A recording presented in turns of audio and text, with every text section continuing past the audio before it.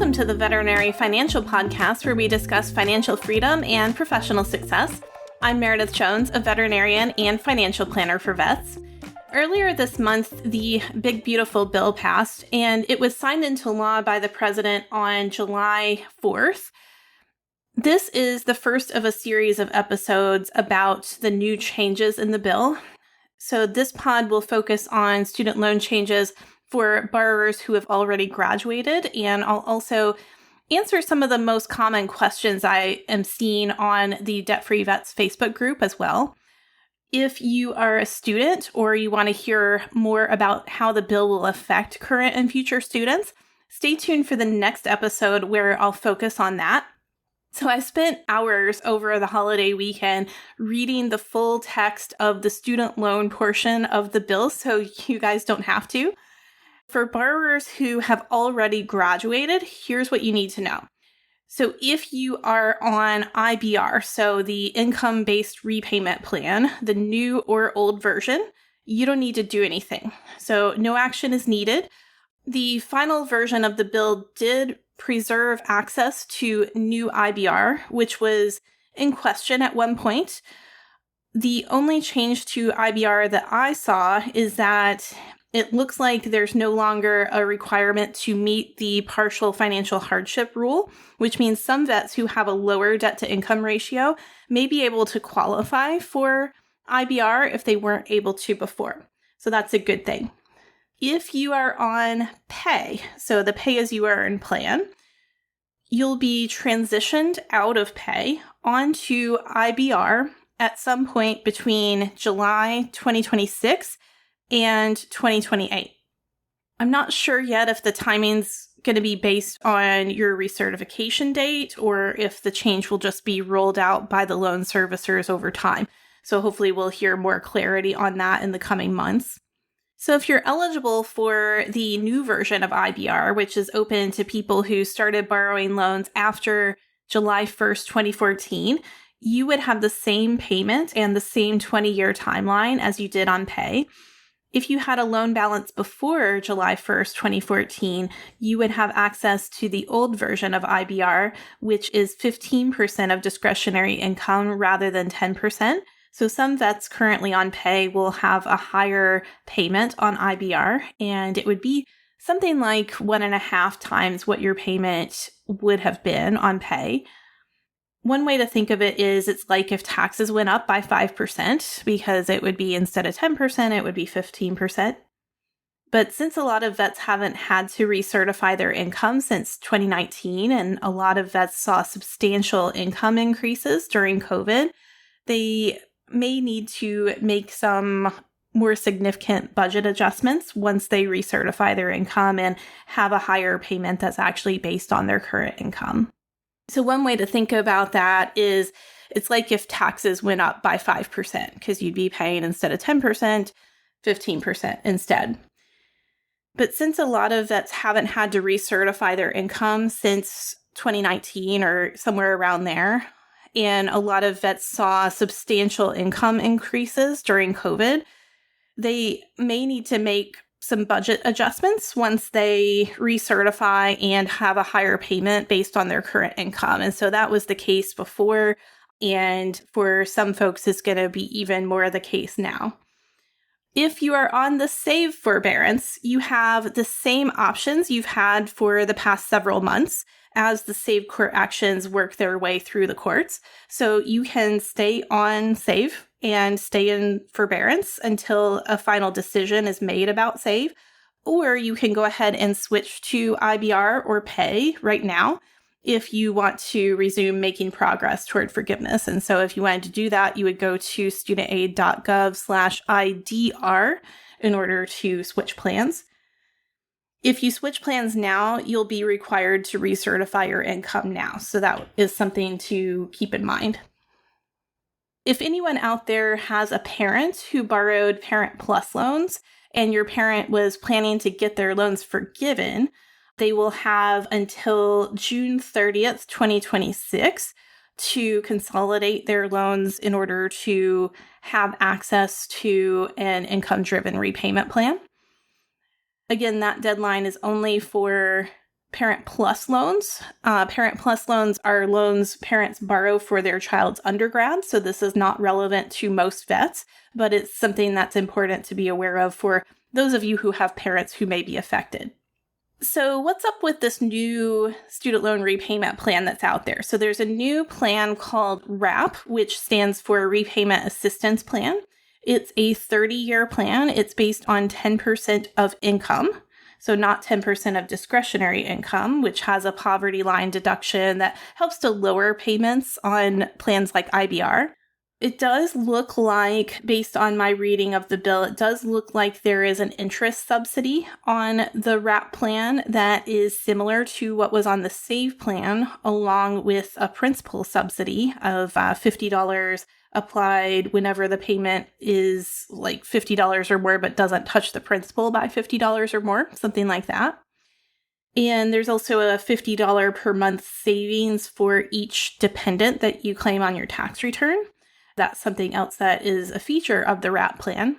But it's a 30-year plan. So we're talking about a 30-year plan versus a 20 or 25-year plan on IBR. So existing borrowers will likely want to look at those plans that are a time frame that is less, right? Because it's likely that for most vets, they're going to be paying less if they are paying for less years. So some borrowers might have a lower payment on RAP depending on the situation, but the trade-off would be an additional 5 to 10 years in repayment before you would qualify for student loan forgiveness, which would make RAP more expensive for a lot of vets and really probably most vets. They will, on RAP, they will allow you to exclude your spouse's income from the payment calculation if you file your taxes married filing separately. So that's the case with IBR, and that is the case with the RAP plan as well.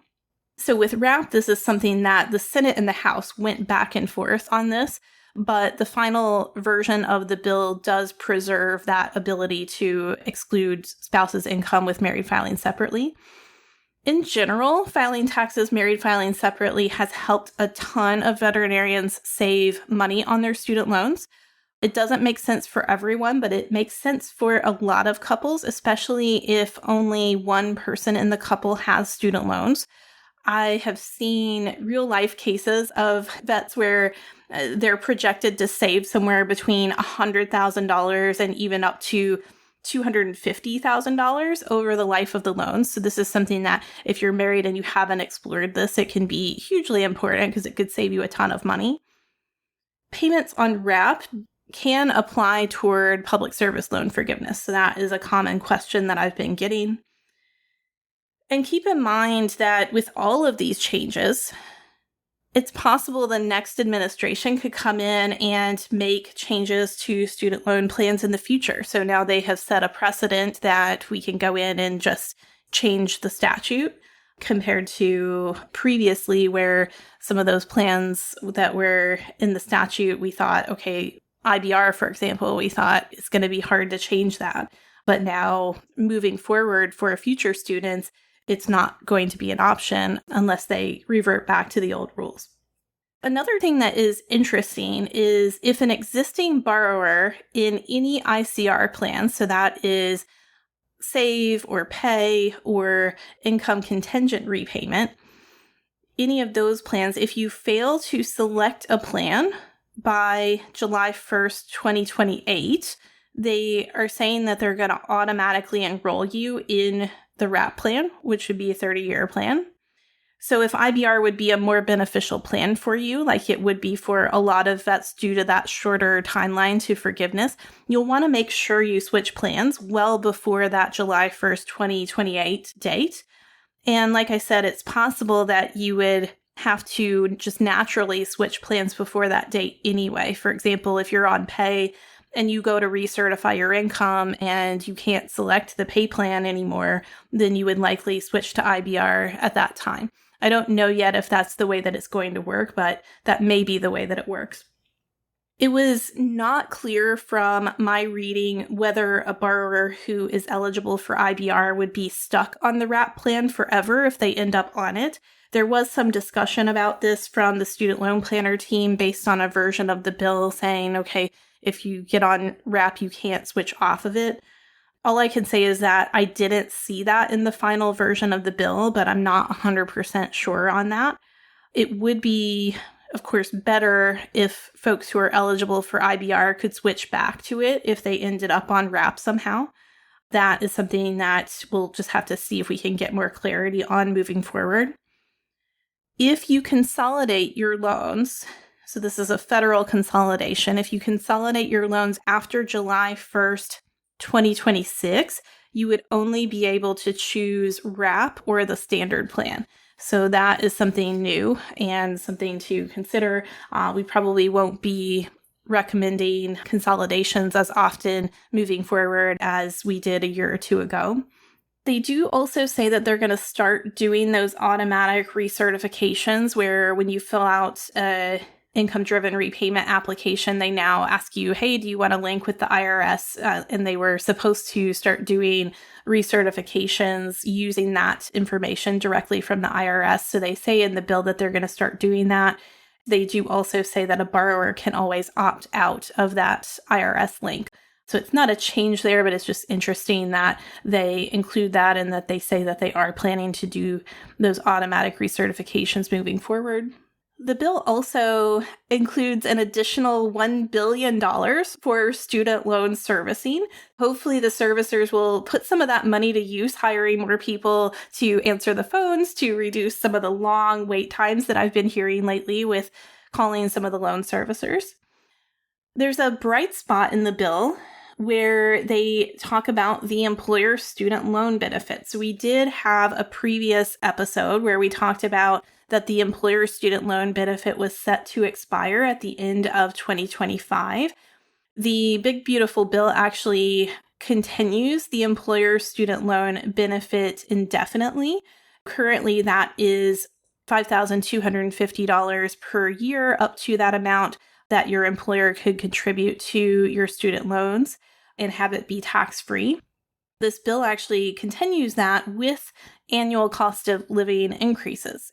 That is something that is interesting and something that we may see offered more commonly moving forward now that it is a longer term thing.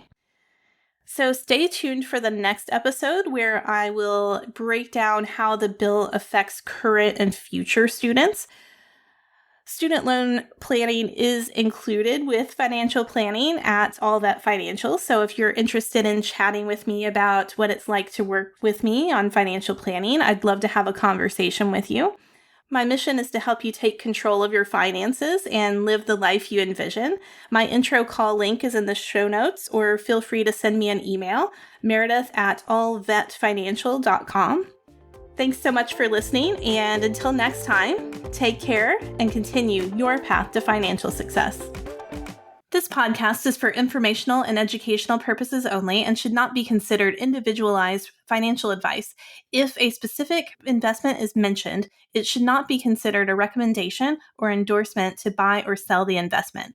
All investments involve risk. Past performance does not guarantee future results. You are encouraged to seek the advice of a financial professional before implementing any investment strategies discussed.